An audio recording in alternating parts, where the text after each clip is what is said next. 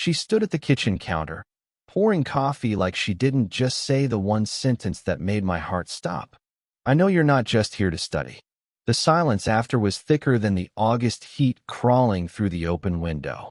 I could hear the slow drip of the coffee maker behind her and the hum of the ceiling fan above, but nothing drowned out the weight of her voice. Low, casual, but not careless. I should have said something. A joke, a deflection, anything, but I couldn't even blink. She turned slightly, meeting my eyes for a second longer than necessary.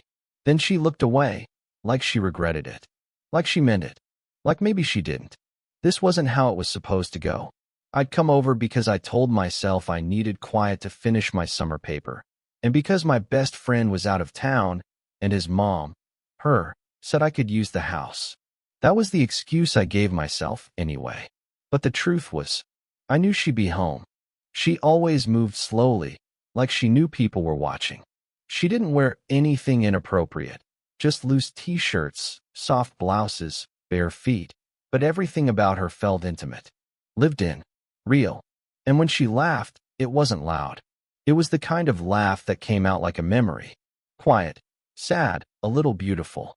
I was just some kid from her son's college, a guy she knew in passing. But ever since that first time I sat across from her in the living room and she asked if I wanted tea instead of soda, I couldn't stop thinking about her. The way she listened, the way she looked right through people, like she could see what you weren't saying. She used to ask about my writing, what I wanted to do after school, what I thought about things no one else cared to ask. And I'd fumble through answers, because I wasn't used to being seen like that. Not really. I think that's what pulled me in first.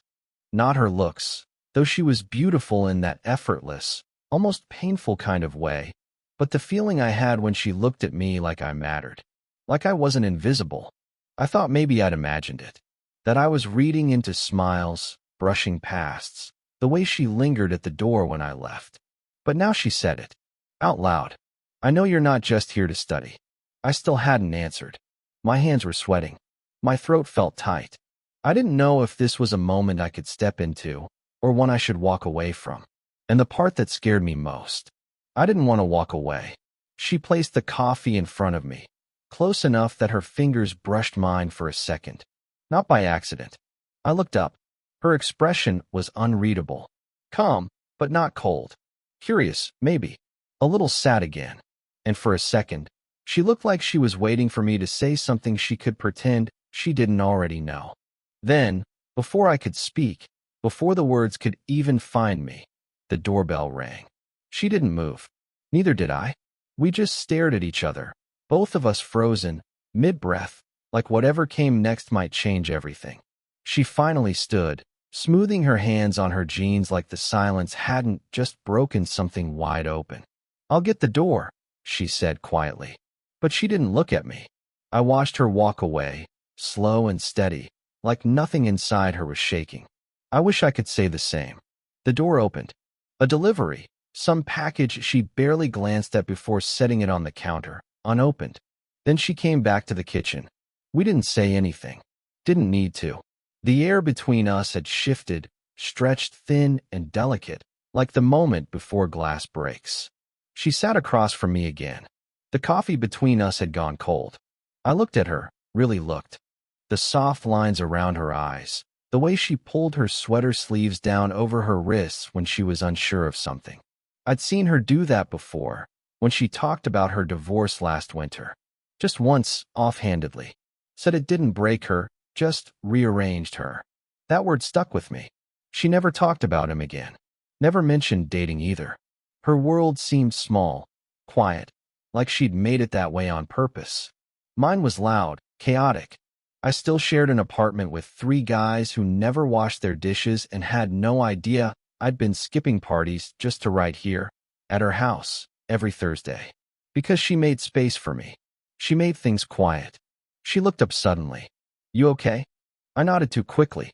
Yeah, just thinking. What about? I hesitated. If I'm being stupid. She tilted her head. Why would you be? I could have said anything. Homework. Life. Some vague half-truth. But something in me wanted to push, just a little. You know why? I said, my voice lower than I expected. Her eyes didn't move, but her fingers tensed around the coffee mug. Then she sighed. Not annoyed. More like tired of pretending, maybe. You're my son's friend, she said softly. I know. And I'm. She stopped, blinking. Older. That doesn't mean I don't see you, I said. Not like a mom. I mean, I stopped myself, heat rising to my face. I don't know what I mean. She looked at me then, not like she was trying to stop something, but like she was deciding whether to let it happen. You shouldn't be saying that, she whispered. But you didn't say I was wrong. Another silence. I leaned back, afraid I'd said too much. Ruined everything. But she didn't get up. She reached across the table, just slightly, and fixed the edge of my shirt sleeve. A tiny thing. A nothing thing. But her fingers stayed for a beat too long. I held my breath. Then she pulled away, slowly. Like maybe she didn't want to. Her fingers left my arm, but the feeling stayed. Like heat trapped under skin. I couldn't stop staring at her hand as she pulled it back into her lap. Then she stood, quickly, like the moment had gone too far. I should go fold laundry, she said, voice too casual. You should work. She didn't wait for me to answer. Just walked down the hallway and shut her bedroom door behind her. I sat there, chest tight. I wasn't writing. I hadn't written a single word. I just kept hearing her say, you shouldn't be saying that. And the way she hadn't finished the sentence before it. I don't know how long I sat there. Long enough that the sunlight shifted and the kitchen started to feel too quiet again. I stood, unsure what I was doing, only knowing I didn't want to leave. Not yet. I walked to the hallway, stopped at her door, raised my hand to knock. It swung open. She looked startled. Then something else. Soft. Unreadable. We stood inches apart. The hallway felt narrow, like the walls had closed in just to force us this close. She didn't move. Neither did I. You didn't leave, she said. You didn't want me to, I said back. Too fast. Too honest. Her eyes searched mine. I saw it then, the conflict. Want colliding with guilt. Her lips parted like she wanted to say something. Stop this. But then she didn't. I leaned in. Only a few inches. Just enough to test it. She didn't step back. She tilted her head slightly. Her breath hitched. Her hand brushed my side, light as air, then the front door opened. Mom. Her son. We jumped apart like we'd been burned. She stepped away first, smoothing her sweater, heart pounding so loud I could feel it in the floor. I backed toward the kitchen, every cell in my body screaming. Her son, my friend, walked in with a duffel bag slung over his shoulder, looking surprised. Thought you were staying with your girlfriend this weekend? She asked, voice too high, too fast. She got food poisoning. I came home early. Didn't think anyone would be here. He turned to me. Hey man, you writing? Trying to. I mumbled, my throat dry. He didn't notice the tension. Why would he?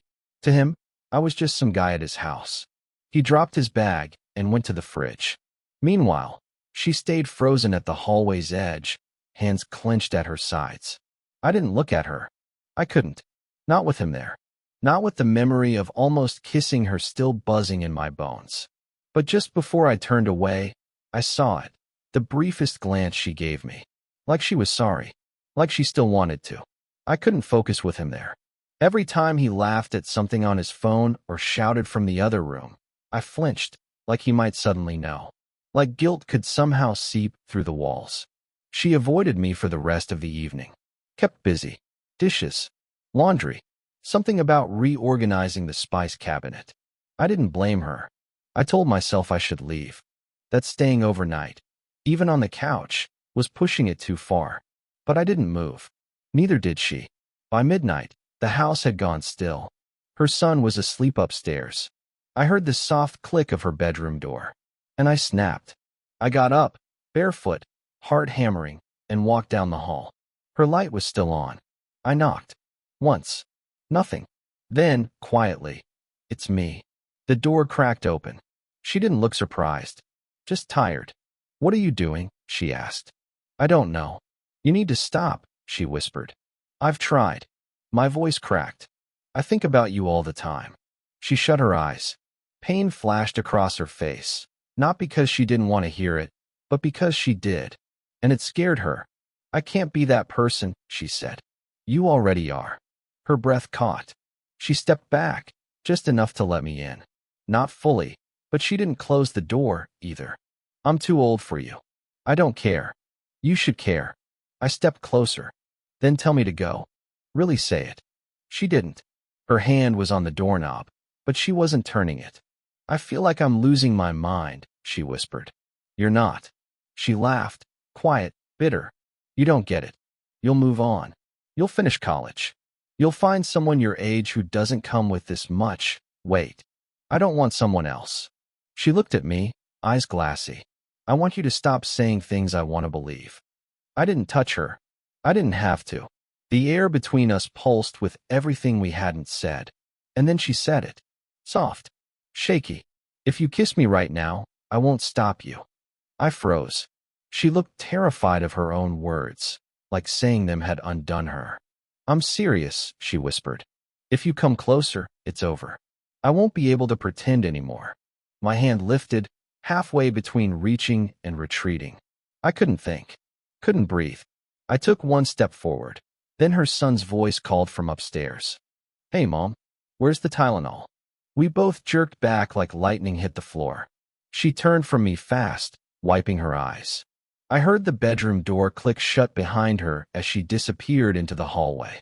I stood there, hands still outstretched, heart pounding like it might shatter. And I still hadn't decided if I was going to follow her.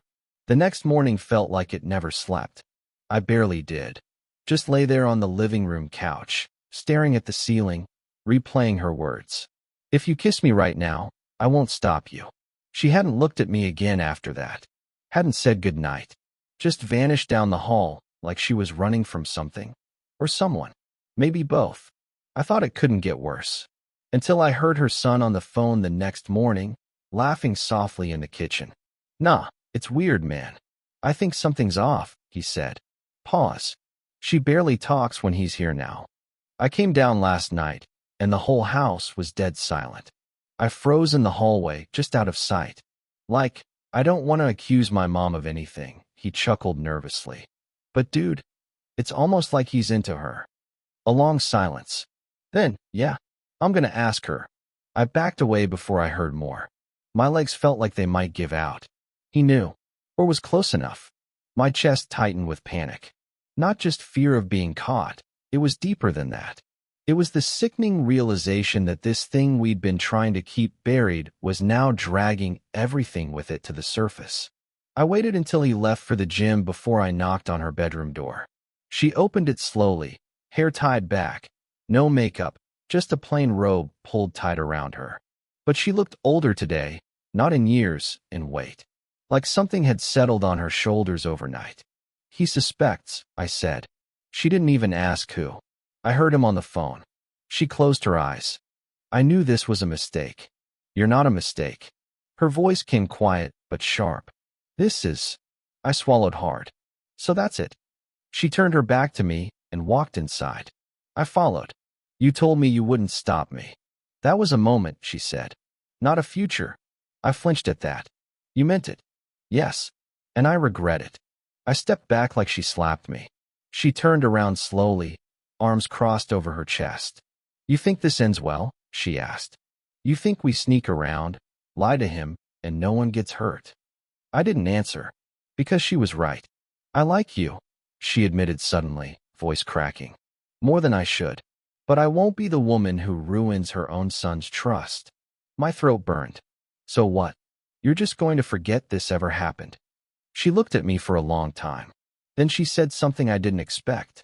No. I'm going to tell him you need to stop coming over. A breath caught in my lungs. That's not fair. None of this is. She stepped closer, eyes glassy, but firm. I need you to let me go. And then she reached behind me and opened the door. I didn't move. The door was open behind me, but I stood there like crossing that threshold would undo everything.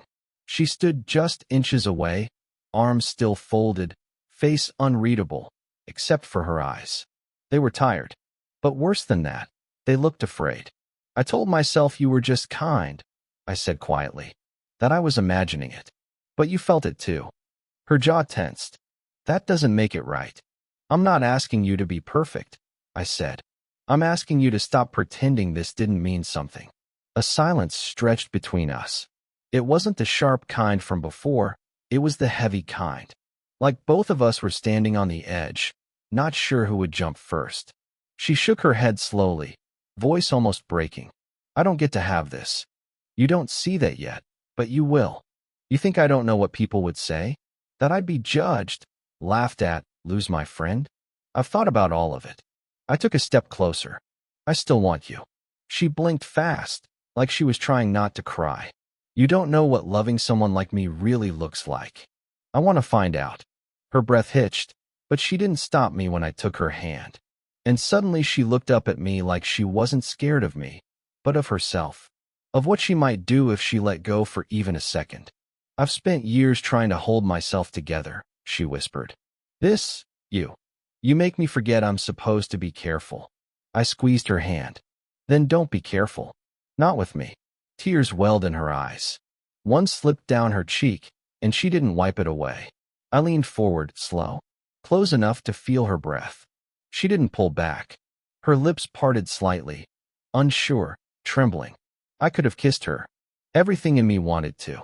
But I stopped. I looked at her, really looked, and said, you don't need to do anything. Not yet. But don't shut the door. She closed her eyes and let out a shaking breath. And then, for the first time, she leaned her forehead against mine. It wasn't a kiss. It was something deeper. It was the answer to everything we hadn't said. Her fingers laced through mine. We stood like that, eyes closed, breath shared. No one speaking. No decisions made. Just the truth sitting between us, fragile, terrifying, and real. And then she whispered, you should go. Before he wakes up. I nodded. She didn't let go of my hand until the last second. I left without looking back. Not because I wanted to, but because I knew she needed me to. I didn't see her for 3 weeks.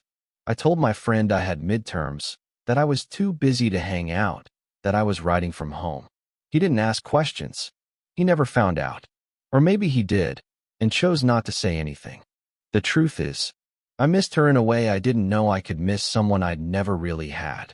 Every day, I thought about the way her forehead pressed against mine, the quiet of that moment, the silence that said everything louder than words could. I'd replay the last thing she said, you should go, but she never said don't come back. Still, I didn't want to push her. I wanted it to be her choice. Then one afternoon, I got a text. Just 4 words. Are you still writing? I stared at it for a long time. I didn't answer right away. I just got on the bus, heart hammering the entire ride. When I showed up at her door, I didn't even knock. She opened it before I could. She looked the same, but lighter somehow, like time had settled something in her, even if it hadn't solved everything. I've been thinking, she said. Me too. She nodded, lips pressed together like she wasn't sure how to start. Then she said, I don't want to be afraid of this. It wasn't dramatic. It wasn't some cinematic confession. It was quiet, human, earned. I don't know what this means, or what it's going to look like, she added, stepping back so I could come in. But I don't want to pretend it didn't happen. Neither did I. We sat in the kitchen like we used to, coffee between us, the hum of the ceiling fan above, nothing rushing us. She told me she'd been scared, not just of losing her son's trust, but of letting herself want again. I've been alone a long time, she said. At some point I convinced myself that was the safest way to live. I didn't try to fix it. I just listened. And maybe that's why she reached across the table again, like she did that day weeks ago. Only this time, she didn't pull away. Her hand found mine and stayed there.